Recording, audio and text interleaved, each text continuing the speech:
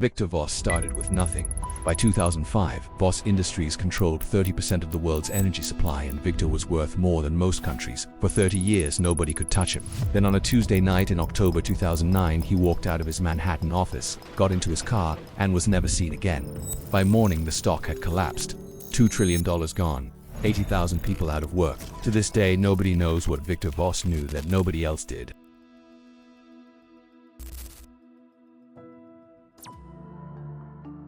Okay, so if you've ever spent time watching MagnatesMedia, you already know that feeling. That moment when you're watching a YouTube video and it genuinely feels like you've sat down to watch something on Netflix. The cinematic grade, the motion, the sound design, the way everything just fits together so perfectly that you forget it's a YouTube tutorial about a corporation. I am genuinely in awe of what they do. As someone who edits regularly, their channel is an absolute paradise.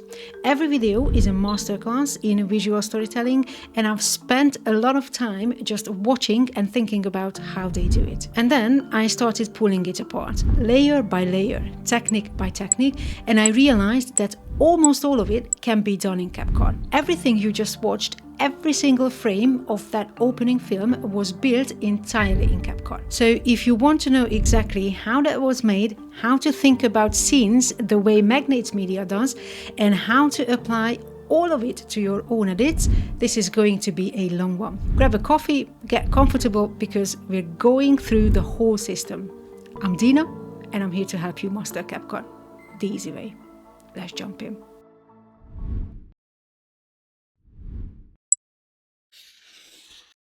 Before we get into any of the techniques, I want to explain something, because most tutorials skip this part, and it's the reason most attempts at this style fall flat. Most people who try to copy this style end up with something that looks like it has expensive effects on it. That's not the same thing as looking cinematic.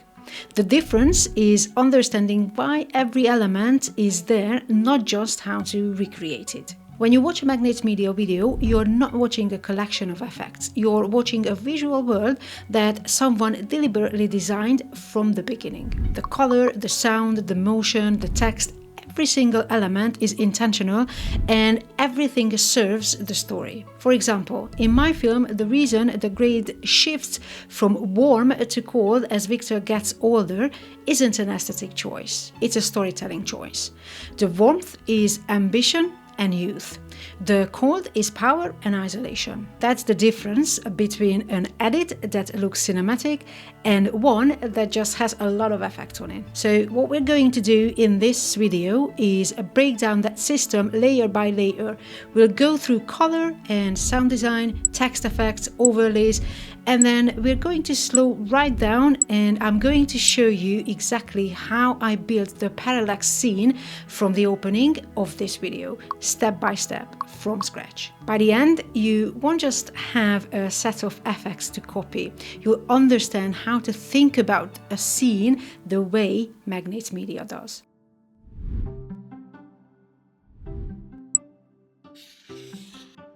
The first thing MagnatesMedia does on every single video is decide on a color world. Not a filter, a world. Everything in that video, the footage, the graphics, the backgrounds, the text, all of it lives inside the same color space. For a text story, it's a cold and blue. For a historical story, it's warm and amber.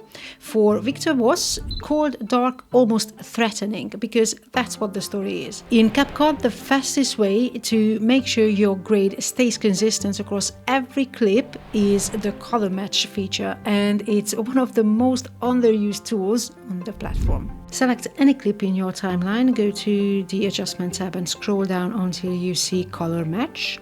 Tap it. You'll get the option to either select a frame from your current video or import a reference image from your computer. If you've graded one clip exactly the way you want it, select a frame from that clip as your reference.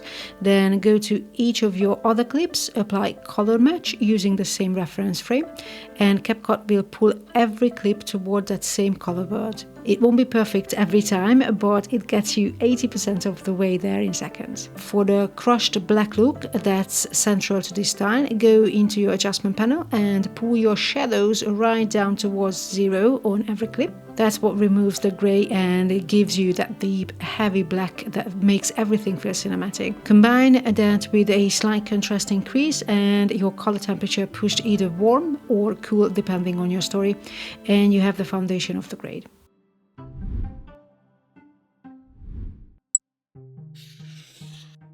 This is the section most people skip, and it's probably the single biggest reason an edit doesn't feel cinematic even when the visuals look good. MagnatesMedia's sound design is as detailed as anything you see on screen. Every text reveal has a hit, every transition has a whoosh, every moment of tension has something underneath it building. Nothing is silent. Before you open CapCut on a project like this, you need a small personal library of sounds you reach for every time. You don't need hundreds of files, you need impact hits in a couple of different weights, whooshes for transitions, an atmospheric low rumble for tension, and a handful of tonal sounds for data reveals and text moments. For paid libraries, Motion Array and Artlist both have extensive collection, and the licenses cover YouTube commercial uses without any issues. But if you want free options, freesound.org has a solid range of usable effects just filtered by Creative Commons license that allow commercial use before you download anything, and you'll be fine. For music, MagnatesMedia uses orchestral and electronic hybrid tracks, the kind of thing that builds slowly and hits hard. On Motion Array, search for cinematic tension, dark documentary, or dramatic underscore, and you'll find the right territory quickly. Once you're in CapCut, keyframe your music volume on the audio track. Don't leave it flat the whole way through. Pull it back when a key narration line needs to land. Let it breathe up during visual moments and hit it harder going into a section transition. That breathing is what makes the music feel like it's part of the edit rather than just playing underneath it.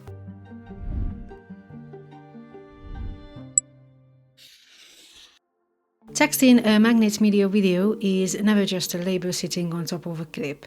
It's a visual event. Every word that appears on screen has a weight to it. It's timed, it's animated, and it feels like belongs to the world you've built.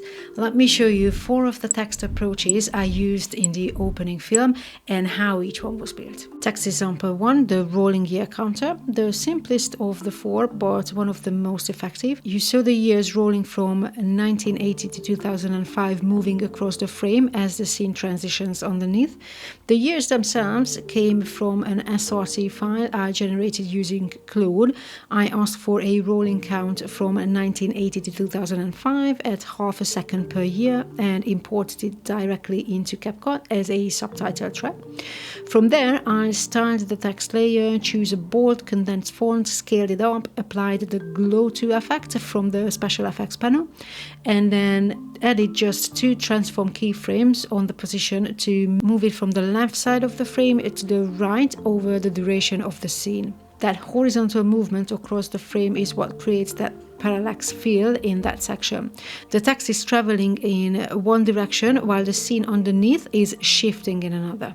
The text example 2, the word controlled between the vector layers. This is the text behind the character technique. Let me show you what's inside this compound clip. At the core, you have the controlled text layer. I turned off uniform scale and stretched the height independently so the text fills the vertical space in a way a standard scale wouldn't give you. I then created a compound clip from the text, applied the glow to effect to that compound clip, and added a slide up animation at half a second. Then the key move, I duplicated the vector silhouette layer, so I had 2 copies, placed the compound clip text between those 2 vector layers, and because the top vector layer sits above the text in the stack, vector appears to be standing in front of it. As simple as that. The text is physically inside the scene and not floating on top of it. The next one is text example 3, energy supply with the film strip mask. Inside this compound clip, clip, you'll see the energy supply text with the glow to effect applied directly to it. I then added a scratches and dust overlay from Motion Array on top of that text to give it texture and make it feel less clean. Selected both the text and the overlay, created a compound clip from those two together, and then applied the film strip mask to that compound clip. The film strip mask crops the entire thing into that horizontal strip shape you saw in the film. That containment is what gives it the cinematic stamp feel rather than just text floating on a dark background. And then lastly, a text example for the Tuesday, October 2009 with the keyframed fisheye. Two plain text layers at the core, Tuesday in a red filled box, October 2009 in bold white below it. On top of those, I applied the CCTV effect and the DV texture effect from CapCut's special effects panel, which gives you the Chinese timestamp characters and the camera 01 tag in the corner. Then the fisheye effect, and this is the detail that makes it feel alive. I opened the keyframe panel on the fisheye effect and set the twist value high at the start of the clip. Then moved forward a few seconds and added a second keyframe with the twist value much lower. That gradual reduction in distortion creates an organic lens breathing movement, like the camera is pulling itself into focus. Without that keyframe, the effect just sits there. So with it, the whole shot has motion, even though nothing else is moving. The thing connecting all four of those examples in is compound clips. So CapCut's compound clip is the tool that makes complex layering possible. Every time you want to apply an effect or mask to a group of elements rather than a single layer, you select them, create a compound clip, and then work on that compound clip as a single unit. That's how you build complexity without losing control of your timeline.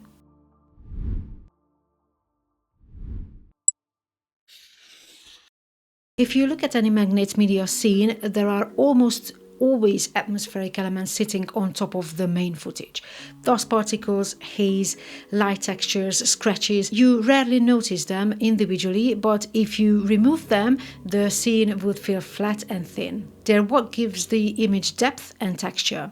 The overlays I used across the 𝗙𝗥𝗘𝗘 film came from a mix of sources. The RGB monitor texture came from texturelabs.org. It's a free commercial use and the quality is genuinely excellent. The scratches and the dust overlay, a flying money overlay, and an animated stock chart overlay all came from Motion Array. The flying money and the stock chart are the kind of assets that do immediate storytelling work without any explanation. You see money raining down or a stock chart collapsing in a red, and the story is already being told visually before the narration says a word. CapCut also has its own built-in effects library, and that can do a lot of this work natively. For the finer scenes, I also layered CapCut effects directly on top. Lighting grain, fuzzy glitch, film wave, VHS noise, camera zoom, and a CCTV effect. All of those are sitting in CapCut's special effects panel and is stacked on top of each other. They turn what would otherwise be a plain scene into something that genuinely feels like it belongs in a documentary. All of these sit on top of a scene on their own tracks. When you bring an overlay into CapCut, import it as a layer above your main footage. Select the clip, go to the video tab and tap blend. Try screen mode first for lighter atmospheric overlays like haze or dust particles. Try add for anything with light elements like sparks or flares. Bring in the opacity down until the overlay feels present, but you can't immediately name it when you watch the clip back. If you can see it and think, oh, that's a dust overlay, it's too strong. It should feel like texture, not like an effect. Quick one before we carry on. If you want free assets to use in your edits right now, there's a free creator starter pack at dina.magnets.com. You get horizontal mats, social media mats, outline frames, and an epilogue to Rec 709 lot and 15 CapCut FX tutorials. Each one is under a minute and designed to create the kind of scroll-stopping visual hooks that make people stop and watch. All free. Links in the description.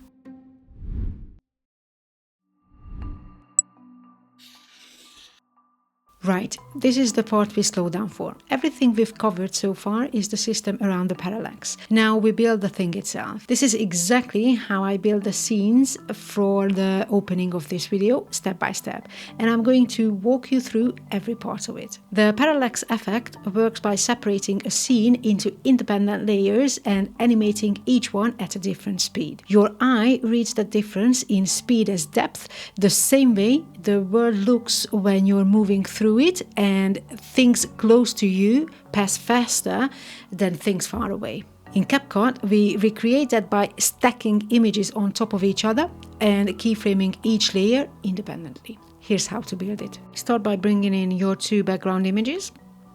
In my case, these were the old office and the new office, the two worlds Victor was inhabited.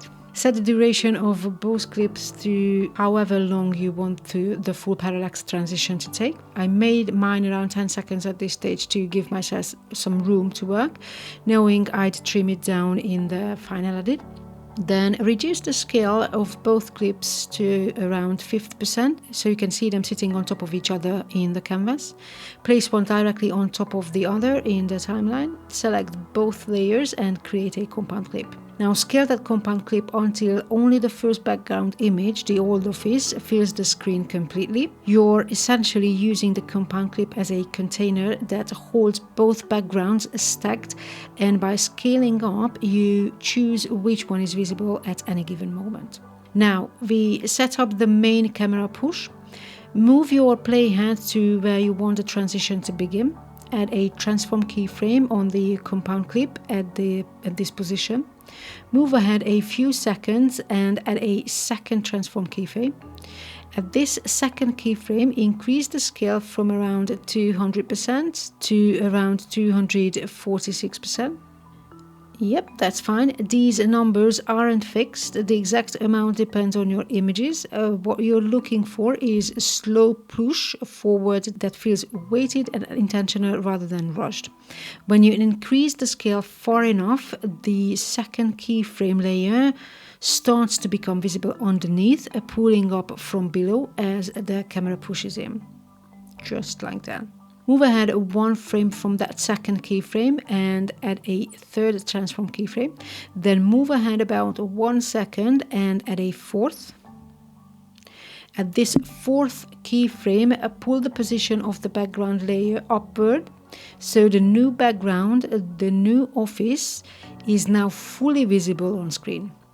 You've now got the transition from one world to the other built into the background layer. Now open the keyframe animation panel on the compound clip.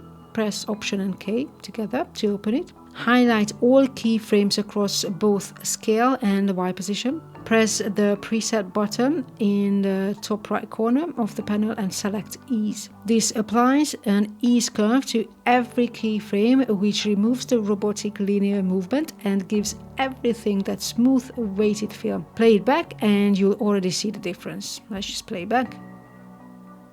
Perfect. Next, we add the characters. Bring in your first character image, young Victor, and place it above the compound clip in the timeline. Position it where you want him to appear in frame. At the same point in the timeline where you placed the first transform keyframe on the background, add a transform keyframe on the young Victor layer. Move ahead about 1 second and add a second transform keyframe. At this second keyframe, move young Victor downwards out of the frame. He exits as the world underneath him starts to change. Open the curve animator, Option and K on this layer, highlight all keyframes and apply the ease preset the same way.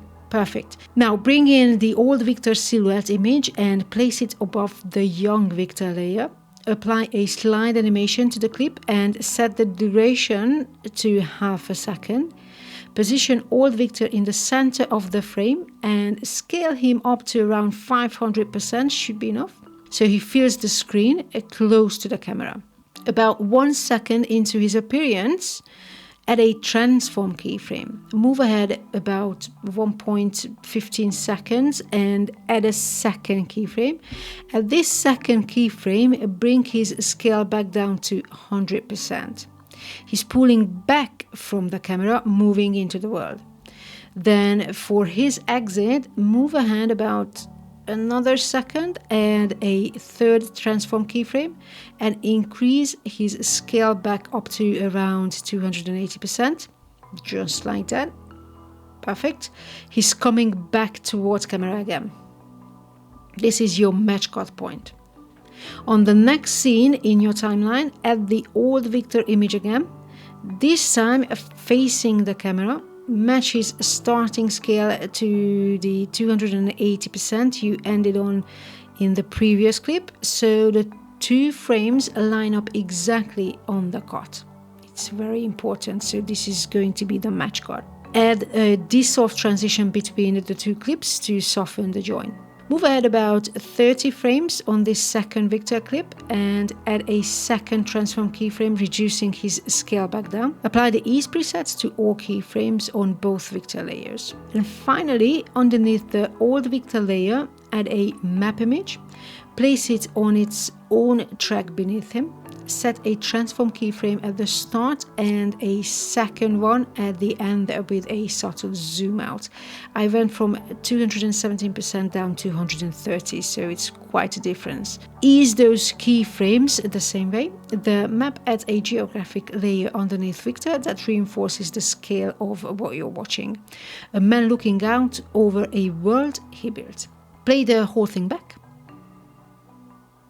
What you should see is two worlds shifting beneath a character who moves through both of them, the camera pushing forward through the transition, every layer moving at a slightly different rate, and the whole thing easing in and out so nothing feels mechanical. That's the parallax. It takes time to dial in, but the principle is always the same. Separate your elements into layers. Keyframe each layer independently and apply ease to everything. The more layers you add, the more depth you get. In the opening film, I had the two backgrounds, two versions of Victor, a map, and a rolling year counter moving horizontally across the frame, and atmospheric overlays sitting on top of the whole thing. Each one of those is just another layer doing its own small movement, stacking off of them together, and you get something that looks like it came out from a film studio. Victor Voss started with nothing. By 2005, Voss Industries controlled 30% of the world's energy supply, and Victor was worth more than most countries. For 30 years, nobody could touch him. Then on a Tuesday night in October 2009, he walked out of his Manhattan office, got into his car, and was never seen again. By morning, the stock had collapsed. $2 trillion gone. 80,000 people out of work. To this day, nobody knows what Victor Voss knew that nobody else did.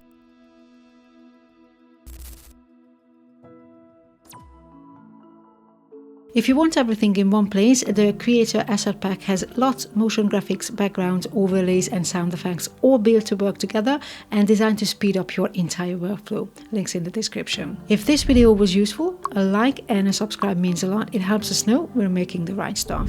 Now go create something awesome, and I'll see you in the next one.